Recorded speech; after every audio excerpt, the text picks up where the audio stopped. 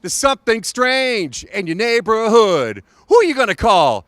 Ghostbusters. Stick around here at BackstageOL.com. We go backstage with the cast of Ghostbusters. It's so good to see you. It's so good to see you. You were one of my very first interviews when I started covering film, and you're still, to this day, my favorite. And I'm so happy to be here with you. And I'm so excited to talk about this movie. I know, me too. I had, when I was a kid and I went to the original, and you remember it was like an event. You went with your friends. Yes. This was an event for me, hearing the theme.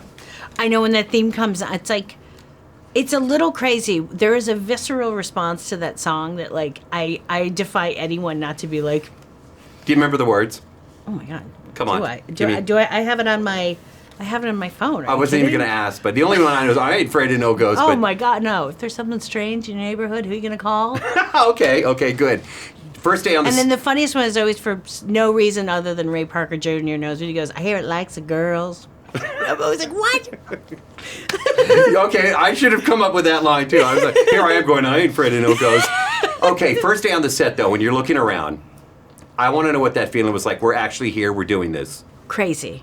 And you could tell everyone, crew, cast, producers, writers, there was something like, I think this is actually happening. Like to see the ghost and the thing coming, like on different things rolling by, and to just be like, I don't know, there was something kind of surreal and overwhelming about like, oh, it's really happening. Like, we've talked about it for a while. We've been gearing up for it, but like that first day, I mean, the first day on set is always kind of like, it's a new fun adventure. But going into something like a Ghostbusters, it's like you just would like catch eyes with people and be like, are we doing, like, it's actually happening. Yeah, goosebumps for sure. Kristen would always do that. She's like, look. Oh, that's cute.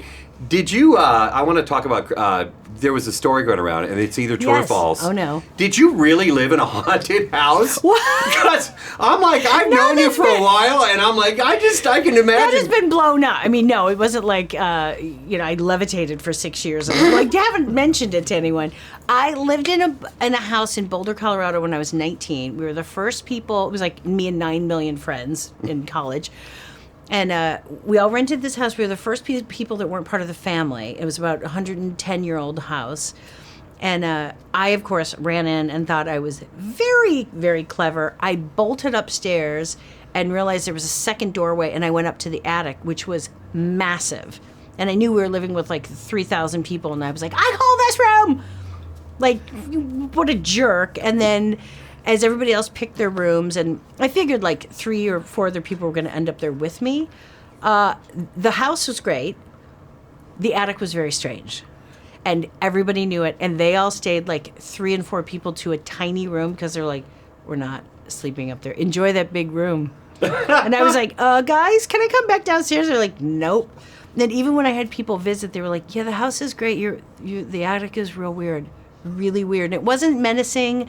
It wasn't scary, but the feeling changed when you went upstairs, and every single person commented on it.